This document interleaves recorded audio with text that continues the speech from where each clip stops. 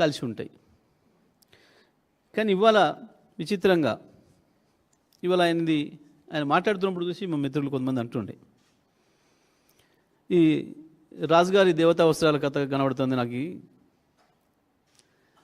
బట్టలు వేసుకోకుండా రాజుగారు రోడ్ల మీద తిరుగుతుంటూ పిల్లగాడు గుర్తుపట్టి చెప్పినట్టు ఎవరు చెప్పాలి రేవంత్ రెడ్డికి ఆ పిల్లగాడు ఎవరై ఉండాలి? ఏంటిది? 3,000 కోట్లతో ఉస్మానియా కట్టిండట, 100 ఎకరాల హైకోర్టు కట్టిండట,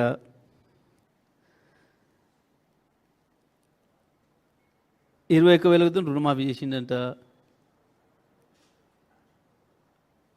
ఆర్టీసీని 7,000 కోట్ల లాభాలకు తెచ్చిండట. అసలు అవి చెప్పాలన్నా చెప్పొద్దా, మాట్లాడాలన్నా మాట్లాడొద్దా సోయి లేదు. ఈ ఒకవైపు 20,000 నోటిఫికేషన్లు వేసిండట, 60,000 ఉద్యోగాలు నింపిండట. కొంచెమన్నా 20,000 నోటిఫికేషన్లు, వాటితోనే 60,000 ఉద్యోగాలు.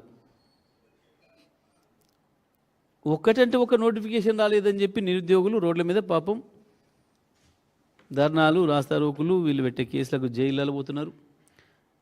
నిరుద్యోగులు నామినేషనే వేసి తిరుగుతున్నారు పాపం ఇంటింటికి. ఈ కాంగ్రెస్ను ఓడించండి, మమ్మల్ని నిరుద్యోగులు నిట్ట నిలువన ముంచింది, మమ్మల్ని మోసం చేసింది, ఆనాడు మేమే అధికారం తెచ్చినాం, వీళ్ళను ఇలా భర్తం పట్టండి అని చెప్పి పాపం జూబ్లీ హిల్స్లో ఇంటింటి తిరిగి కాలు మొక్కుతున్నారు వాళ్ళు. నేను 20,000 నోటిఫికేషన్లు వేసి 60,000 నింపిన. ఇంకా ఈ కమాండ్ కంట్రోలు, సచివాలయం, కాలుష్యం ఇవి కడితే ఏం నౌకర్లు వచ్చినాయి? నౌకర్లు వచ్చినాయా అంటాడు. నీ నౌకరే అట్లా చేస్తున్నావు రోజు. అయితే సచివాలయంలో లేకపోతే కమాండ్ కంట్రోల్లో నీ నౌకరే గంటలు చేస్తున్నావు. నిజమే, ఈ కడితే నౌకర్లు రాలేనుకుందాం. మరి నువ్వు ఇచ్చిన 20,000 నోటిఫికేషన్లలో 60,000 ఉద్యోగాలు ఏం కడితే వచ్చినాయి? ఏదైనా ఒకటి బిల్లింగ్ కడితేనే నౌకరు వస్తుందా? విచిత్రం. అసలు పొంతన పోలిక లేకుండా, ఏం మాట్లాడుతున్నాడో సోయి లేకుండా, మళ్ళీ అదే పాడింది పాడరా అదే పాత పాట. నేనేం చేయలేదు, మా తాత చేసిండు, మా చంద్రబాబు నాయుడు, మా రాజశేఖర రెడ్డి అంటాడు. ఇది ఆశ్చర్యం. ఎవరన్నా అంటే ఒకటి చంద్రబాబు నాయుడు మా చంద్రబాబు అంటారు, రాజశేఖర రెడ్డిని వ్యతిరేకిస్తారు. లేదా రాజశేఖర రెడ్డిని ఇష్టపడ్డోళ్ళు మా రాజశేఖర రెడ్డి అంటారు, చంద్రబాబుని వ్యతిరేకిస్తారు. కానీ మా చంద్రబాబు నాయుడు, మా రాజశేఖర రెడ్డి అంటూ ఒక్కనే చూస్తున్నాం ప్రపంచంలో మనం. ఈ సృష్టిలకు ఆశ్చర్యం కనిపిస్తూ ఉంది.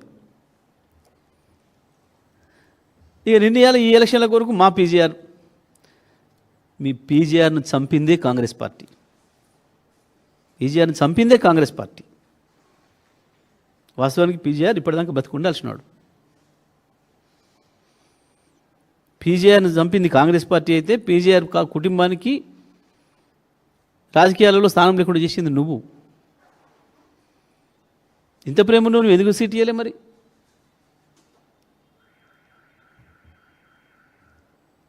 ఇంత ఒకటే ప్రేమలకు వస్తున్నావు కదా, ఎందుకు ఇయ్యలేదు? ఇక 2004 నుంచి 14 స్వర్ణయుగం అట.